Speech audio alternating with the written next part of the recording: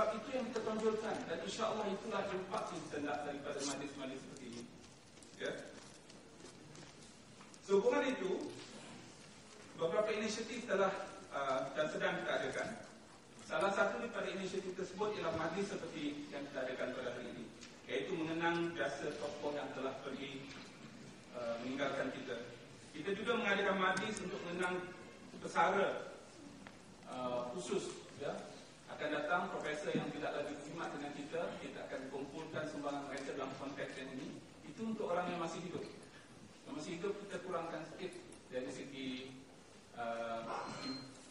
kesan yang berbeza, ya, ataupun penjenamaannya berbanding dengan orang yang telah meninggal. Yang hidup masih banyak dosa yang boleh dibuat, ya. Sebab itu kita berhati-hati. Yang ketiga, syarahan perdana. Kita juga pastikan yang semua profesor selepas pelantikan mereka memberi syarahan perdana. Dan ini sangat penting untuk menyatakan kepada komuniti intelektual bahawa mereka dilantik atas kapasiti mereka sebagai tokoh ilmu. Ya. Yang keempat ialah menamakan kemudahan makmal studio kepada tokoh-tokoh yang tertentu. Ya, kalau kita pergi ke universiti-universiti yang terkenal di luar negara, biasanya studio itu tak dinamakan atas nama bilik, ya, ataupun nama sesuatu bidang, tetapi dinamakan kepada tokoh yang merancang dan telah membangunkan studio tersebut ataupun makmal tersebut. Itu juga kepada bangunan-bangunan tertentu. Saya masih ingat masa saya di England, bangunan itu namanya Casey Building, tak sebut Civil Engineering Building, kata Casey Building. Semua orang tahu Casey Building is Civil Engineering Building. Why? Because Professor Casey was the first professor in civil engineering in that particular university. So sampai habis namanya disebut-sebut, ya. Dan kita tak jadi itu. Kita tak nak building kita nama C07. Adakah motivasi yang kita dapat daripada C07 selain daripada nombor? Ya. Bangunan apa C07? Saya fikir tak ada impak dari segi pembangunan knowledge ni. Ya, ialah nama-nama itu kita kaitkan kepada mereka yang memberi sumbangan kepada ilmu, kepada tokoh dalam bidang tersebut, mungkin kepada mereka yang dermawan yang memberikan sumbangan kepada pembangunan ilmu UTM. Dan yang kelima, kita nak juga supaya ada dana endowment. Ya, bagi mereka yang mungkin banyak wang, ya, profesor yang banyak duit, ya, mungkin duitnya itu kita boleh bagi-bagikan kepada waris-warisnya. Tapi mungkin ada di antara mereka nanti yang nak letak 1 juta nak bagi balik kepada universiti. So this is endowment. So we'll create that endowment fund. Dan mungkin siapa saja yang beri 1 juta, insyaAllah universiti akan top up another portion. Dia match, dia dapat 2 juta di situ. Dan kita boleh laksanakan kerja-kerja berkaitan yang penyelidikan apa saja yang berkaitan dengan endowment tersebut sebagaimana yang diwasiatkan. Ya, kita tengok banyak endowment dalam dunia ini adalah hasil daripada wasiat. Sebagai contohnya Nobel Prize, wasiat daripada Dr. Nobel. Dan Dr. Nobel ni hanya bagi 4 juta sahaja. Tetapi it is in endowment form. Wang itu dilaburkan akhirnya menjadi berjuta-juta. Ya, jadi kita harap nanti ada di antara kita ni yang bercita-cita, khususnya mungkin ada di antara kita sebelum saya lah, orang lain dulu. Ini siapa yang boleh endowment ni, dia selepas kematiannya. Dia bagi-bagikan hartanya itu. Dan dia kata wasiat saya kepada keluarga saya ialah 1 juta wang saya beri kepada endowment saya.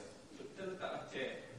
Ya, saya pun tak tahu apa nama chair tu. Kita nak, siapa yang nak volunteer dulu, ya, bolehlah letak nama dia. Kemudian kita akan rancang bagaimana kita nak kembangkan lagi wang ni.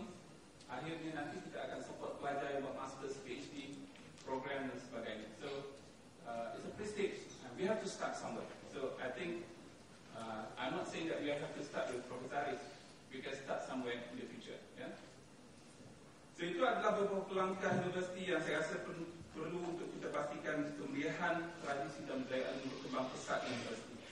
Sehubungan dengan itu, Kolokium ini diadakan untuk membolehkan kita sama-sama berkongsi pengalaman dan sumbangan untuk melihat apa yang telah dihasilkan, apa yang telah disumbangkan oleh Allahyarham Profesor Aris Yaakob dalam bidang GIS melalui pandangan dan pendapat rakan-rakan yang pernah bekerjasama dengan beliau. Ia juga merupakan pengiktirafan terhadap beliau yang telah banyak berjasa kepada UTM dan sumbangan pada pembangunan perancang bandar wilayah di Malaysia. Sepanjang 32 tahun perkhidmatan beliau dengan UTM, banyak sumbangan telah dicurahkan kepada universiti, terutama dalam aspek akademik dan penyelidikan, khususnya aplikasi GIS dalam perancang bandar.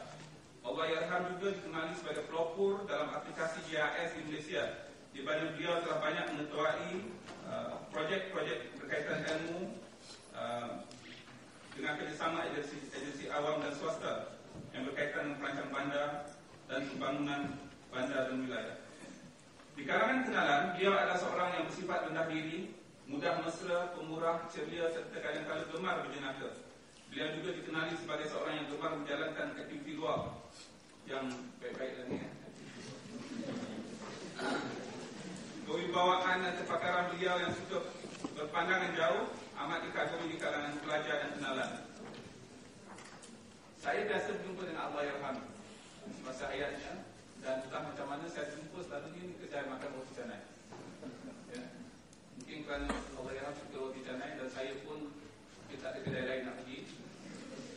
Kami jumpa dengan beliau dan saya dapati beliau ni selalu berbincang dengan saya ketika saya pengarah di Institut Urusan Alam Sekitar dan Sumber Air, dan beliau berbincang apa yang boleh saya lakukan untuk menyepadukan GIS dalam kajian sumber air. Ya, dan ini sesuatu perkara yang saya rasa sangat baik kerana beliau bukan saja memberikan pandangan, tetapi juga beliau menawarkan khidmat secara sukarela. Ya, dan menurut Datin Wira Hamisah Arifin tadi, salah satu keistimewaan Allahyarham ialah beliau ini tidak takut ilmu. Kalaulah sesuatu projek itu dijalankan oleh penyelidik lain ataupun konsultan lain sebagai contohnya, biasanya banyak kali dirahsiakan daripada pihak yang beliau kerjasama. Tetapi dengan Allahyarham ini, beliau pula yang paksa orang lain untuk belajar daripada dia. Ya? You have to learn this, you have to know this. Yes, if you don't have that capability, you come to UTM, we will teach you, we will train you. Ya? So, ini satu sikap yang sangat baik sebagai seorang ilmuwan. Ilmuwan bukan seorang yang ikut. Sebab itulah dalam tradisi keilmuan ada dua, sama ada kita ni banyak memberikan pandangan secara lisan dan kuliah, secara berkesan, ataupun kita banyak menulis. Bagi mereka yang tak pandai bercakap, ya, kita seharusnya banyak menulis. Ya, dan bila kita menulis itu lebih, pada khidmat saya, lebih teliti, lebih tepat, dan bahasa yang kita gunakan lebih mantap berbanding dengan pengucapan. Ya, sebab itulah saya fikir dalam hayat Allahyarham, beliau banyak memberikan pandangan-pandangan dalam tulisan dan dalam proses kita untuk mengumpulkan, dan sebahagiannya telah dikumpulkan bersama-sama terlihat pada ini. Allahyarham adalah pensyarah perintis di Jabatan Perancang Bandar dan Wilayah, mengajar beberapa kursus teras perancang bandar dan wilayah. Sumbangan beliau semasa berkhidmat di UTM adalah memperkenalkan GIS dalam kurikulum yang mana pada ketika itu bidang tersebut belum dikenali dalam kurikulum perancang bandar di Malaysia. Penyepaduan perancang bandar dan GIS ini turut menjadi model dalam bidang lain. Di peringkat universiti pula, Allahyarham telah memperkenalkan UTM kepada dunia luar menerusi kerja-kerja penyelidikan, perundingan, sesama bengkel, seminar dan seumpamanya. Kesungguhan dan dedikasi dalam setiap usaha yang dilakukan menjadikan beliau sangat disegani dan idola di kalangan kenalan, terutamanya para pelajar.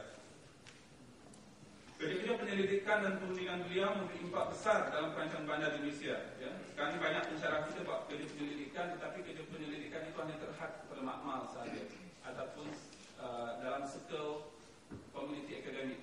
Tetapi Allahyarham telah berjaya melangkaui batas-batas tersebut dan pergi kepada the actual ground. Ya, dan ini satu sumbangan yang saya fikir sangat besar yang telah beliau mulakan, dan kita menghadapi masalah untuk mencari pengganti beliau untuk tujuan tersebut.